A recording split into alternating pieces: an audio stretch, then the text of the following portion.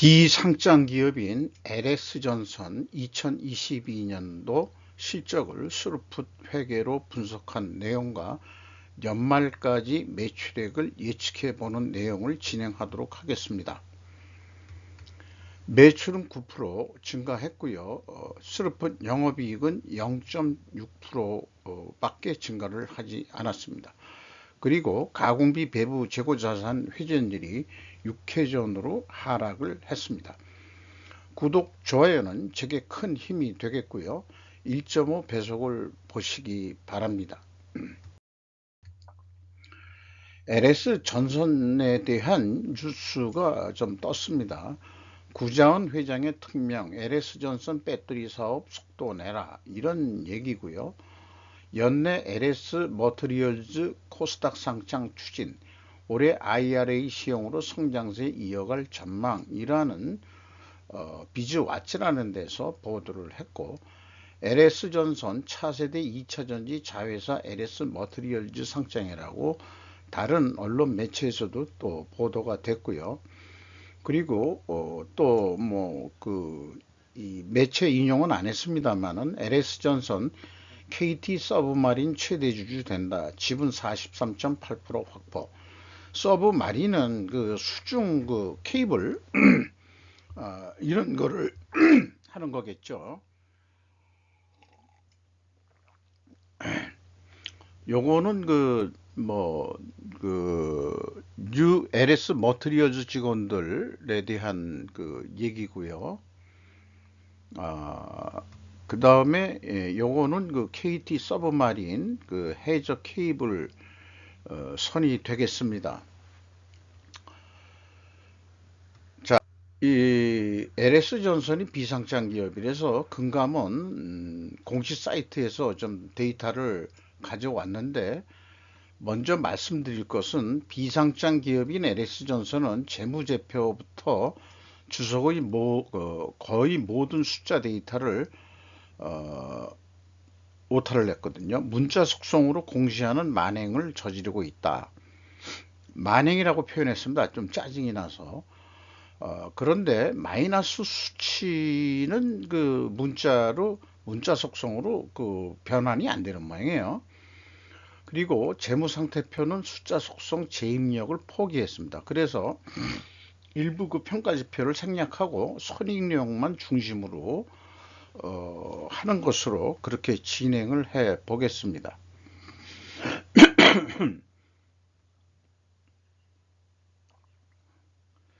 자,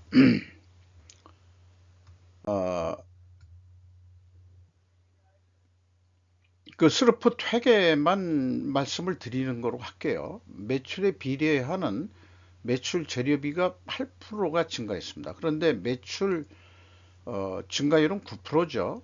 이렇게만 보면은 원재료 가격이 하락한 것 같다라고 추론할 수 있고, 만약에 원재료 가격이 상승했다면 일반적으로 그 전선이니까 전기동하고 알루미늄 등이 이제 그 원재료가 될 거예요. 그러면은 그 판매 가격은 더 상승한 것으로 그렇게 또 그 추론을 표현을 해 볼 수도 있겠습니다. 그러나 이제 요 단지 수치로만 본다면 원재료 가격이 하락한 것 같다. 이런 얘기 판단을 좀 해볼 수 있겠죠. 운영비용이 14.2% 증가했어요. 그 스루풋은 12.2%밖에 증가를 안 했으니까 2%가 더 많이 증가했으니까 생산성 떨어지고, 그 다음에 그 스루풋 영업이익은 0.6% 증가한 거로 되어 있어요. 원가 회계는 2.3% 하락한 거로 되어 있거든요. 그럼에도 불구하고 원가 회계 영업이익보다는 193억 원이 적은 수치입니다. 이것은 가공비 배부 재고자산이 증가했기 때문입니다. 재고자산 내역으로 오면은 이것도 이제 일일이 제가 입력을 한 겁니다. 좀 왕짜증이 나긴 하는데, 그 화폐 단위로 표시를 안 한 거, 말하자면 세 자리 숫자 사이에 그 콤마를 표현을 안 했습니다. 가공비 배부 재고자산은 그 1243억 원이 증가했습니다. 이 회사도 그 각각 표현하지 않고 제품 및 상품 포함해서 표기하고 있고, 반제품하고 제공품도 이렇게 묶어서 표현하고 있습니다. 요것 때문에 이 1243억 원 증가한 것 때문에 원가회계 영업이익보다 적게 영업이익이 나오게 된 것입니다.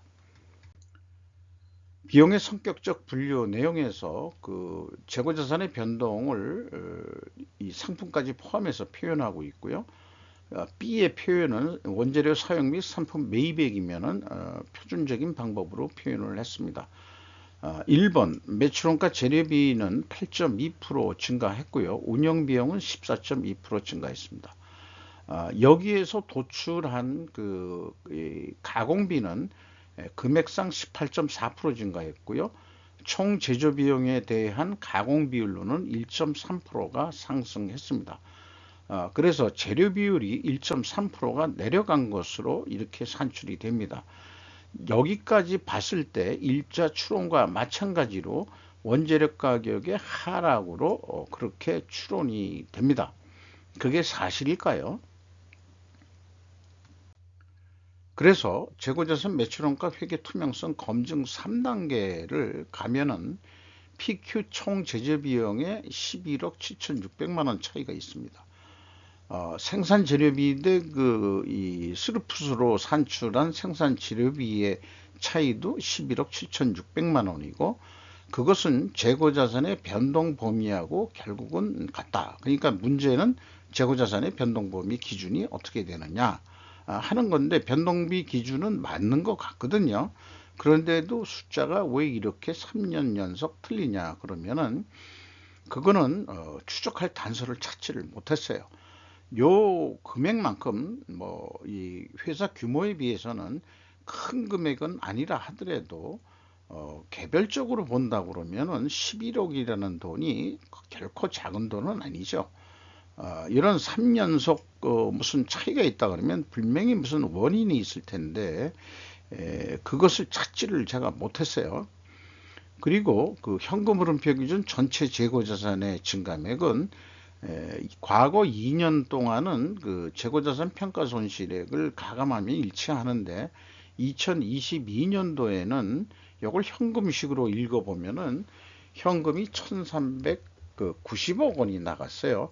그러면 재고도 1390억 원이 증가해야 되는데 1286억 원뿐이 증가를 안 했습니다. 그러면 현금 103억 원이 어디로 날아갔느냐, 공금 유용을 했느냐, 이런 식으로 이제 따져 물으면은 재고자산 평가 손실액을 가감해 주더라도 오히려 또 차이는 113억 원의 차이가 나버립니다. 이것만큼 113억 원이 불명확한 것이 2022년도 결산서의 내용이겠습니다. 그래서 다른 말로 표현한다 그러면은 분식회계 개연성이 있다라고 가정을 세워볼 수 있겠습니다. 운영비용에서 인건비만 가져왔는데요. 이것도 여러 가지 비용이 있는데 일일이 입력을 해야 되니까 인건비가 2,386억 원이 집행이 됐는데 전년보다 무려 30.3%가 증가했고요. 직원 수도 크게 증가를 했습니다. 아마 생산 시설을 계속해서 증설하고 있지 않는가 이렇게 판단이 됩니다. 그리고 연평균 임금이 인당 1억 1,240만 원으로 1억 원대가 넘어섰습니다. 임금 인상률은 무려 23.4%나 인상된 것으로 이렇게 산출이 됩니다. 경영평가지표로서 재고 회전율이 계속해서 떨어지고 있습니다. 그리고 올해는 전년에 비해서 이 스루풋률이 0.7% 정도 상승을 했어요. 이렇게 역방향이면은 분식회계 개연성 가정을 세웁니다. 반증을 회사가 하려고 그러면 원재료 가격 상승과 판매 가격 상승으로 입증해야 한다. 1, 2차 추론 원재료 가격 하락과는 모순되는 반증 추론을 할 수밖에 없습니다. 그동안 한 50여 개 업체의 원재료 가격 추이 및 제품 판매 가격 추이를 단순 평균 또는 필요하다면 가중 평균을 해가지고 그것을 제가 스스로 입증해 보려고 노력을 했는데 회사에 대한 이 그 투명성 입증을 위한 변론 성격으로서 제가 근데 굳이 그렇게 할 필요도 요즘 못 느끼겠고, 또한 원재료 가격 표시하고 제품 가격 표시하는 그 내역들이 그 전체를 대변하기는 어렵다 보기 때문에 여기에 남아 있는 대로 입증 책임은 회사한테 있다. 손익계산서에서 나와 있는 내용하고 경영평가지표에서 이 재고 회전율과 수르풋율의 비교로 분명히 뭔가 문제가 있다, 이렇게 판단이 되는 거죠. 지금까지 내용을 논리도구 충분조건 논리라는 것으로 다시 그려보면은 만약 뭐뭐 하다면 then 그러면은 뭐뭐 하게 될 것이다. 왜냐하면은 뭐뭐 하기 때문이다. 이렇게 설명할 수 있어야 됩니다.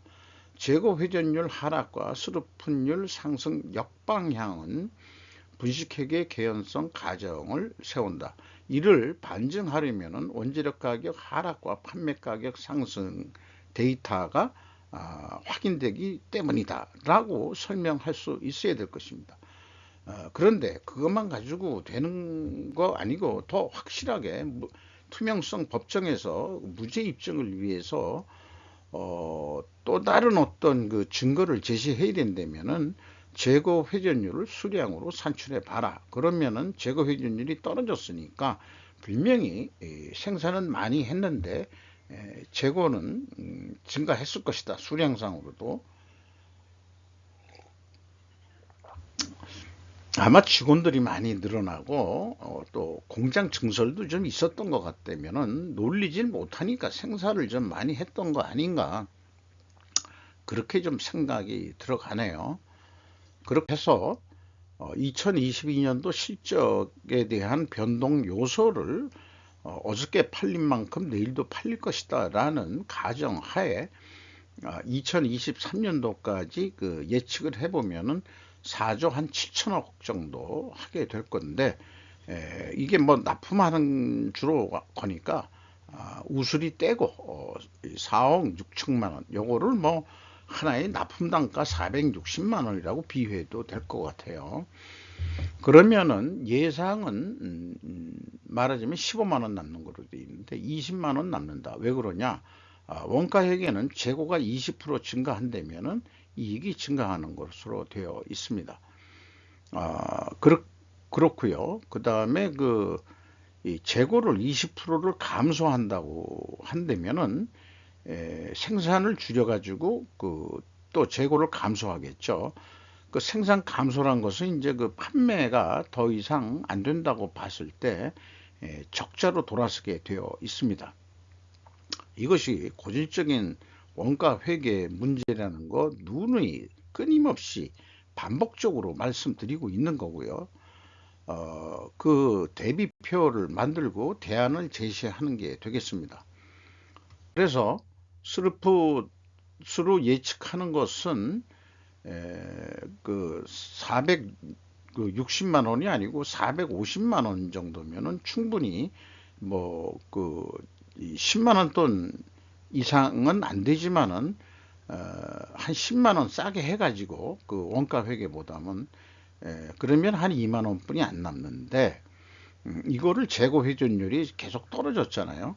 그럼 재고 회전율을 좀 올려라. 생산량을 조절해서라도 매출을 더 좀 일으켜 가지고 있는 재고를 좀 팔아먹는 거로 이렇게 해서 한 5조 2천억 정도 좀 매출을 올린다고 한다면은 영업이익은 1858억 원까지 상승시킬 수 있다. 이렇게 예측을 해볼 수 있겠습니다. LS가 92% 지분을 가지고 있어요. 8%는 뭔지 모르겠는데 요거는 그냥 읽으면서 설명을 드리겠습니다. LS 전선이 지주사화하면서 LS 지주사가 생기고 재상장되었다. 정작 이해관계자들이 직접적으로 궁금한 영업실적은 LS 전선이다. 비상장도 공시 의무는 있으나 닫듯이 있으면서 직접 찾아야 하고, 재무제표는 상장기업처럼 엑셀로 다운로드 받을 수도 없다. 모두 왜 계속해서 이걸 제가 오타를 냈죠? 문자 속성으로 변환된 파일을 공시하고 있다. 이런 표현이 왔을 때 저는 좀 비난하는 표현으로 이 싸가지가 없다, 이렇게 얘기를 합니다. 뭐 경영 연습이나 뭐 이런 학습 그 동아리 쪽에서 LS 전선 출신 분을 퀄리티 쪽에서 좀 교류한 적이 있는데, 뭐 회계 쪽은 잘 모르시는 분이지만은 뭐 저와 같이 뭐 거의 나이 비슷하게 은퇴를 한 사람이죠. LS 전선 좀 비판 좀, 뭐 혹시 만나면은 좀 비판 좀 해야 되겠습니다. 이상 LS 전선에 대해서 2022년도 실적을 그 분석하고 그 다음에 2023년도 실적까지 예측을 해봤습니다만은, 그렇게 그 스루풋 회계 쪽은 원가 회계만큼 영업이익이 그렇게 안 날 것 같다 하는 이유는 근본적으로 2022년도에 현금 흐름표상에 재고의 증가맥 자체가 맞지 않는다는 데 문제가 거기서부터 뭔가 인과관계가 길게 연결돼서 설명할 수는 없지만은 상관관계가 있어 가지고 그렇게 효과적인 그 스루풋 예측이 쉽지가 않다, 이렇게 말씀드릴 수 있을 것 같습니다. 이상 마치도록 하겠습니다.